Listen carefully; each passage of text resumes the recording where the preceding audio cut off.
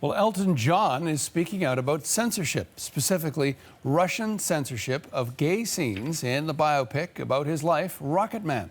Yelena Adzik is here with all the details. So let's talk about what the Russian censors have removed from this film. Okay, so there are essentially what we're talking about is scenes where it features any kind of gay sex or even the implication of that is about to happen. Also some scenes related to drug use.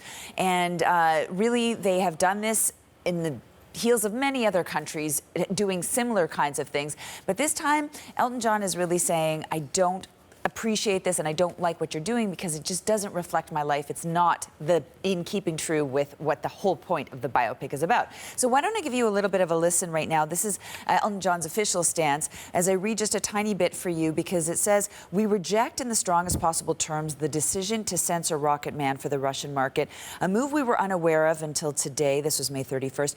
Paramount Pictures have been brave and bold partners in allowing us to create a film which is a true representation of Elton's extraordinary life, warts and all, and that the local distributor has found it necessary to edit out certain scenes, denying the audience the opportunity to see the film as it was intended, is a sad reflection of the divided world we still live in and how it can still be so cruelly unaccepting of love between two people.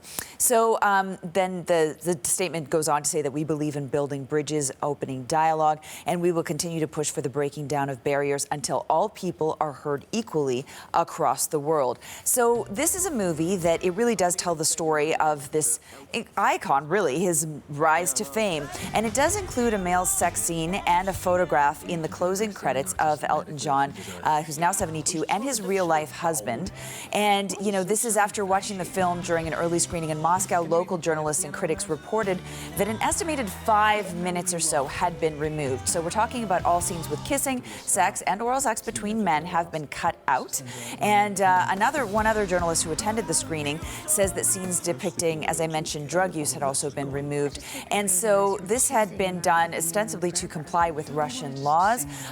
There is a head of culture ministry's cinema department, Olga Lyubimova, and she told the news agency that no specific demands had been put on the distributor to change the film. So a bit of a different narrative coming out there. The quote was, "You know perfectly well that numerous Western and Russian films are related to the problem of drug use, but it would be wrong to say that we're engaging in any form of outright censorship." So, you know, a different stance from that perspective. But as I say, this does happen quite often. We've seen it in Malaysia, for example, and other Southeast Asian countries where the decision is made. China as well. Many films, they just will not get into the country unless there is an agreement, a tacit agreement at least, an understanding that in order to reach our audience, it's going to have to be palatable in our terms, in our way, to our audience. And so obviously that's not going to sit well with everyone, least of all the person who the film is actually based on, who says, I have, quote, never really led a PG-13 kind of life. And someone for whom the issue of coming out and the story of his coming out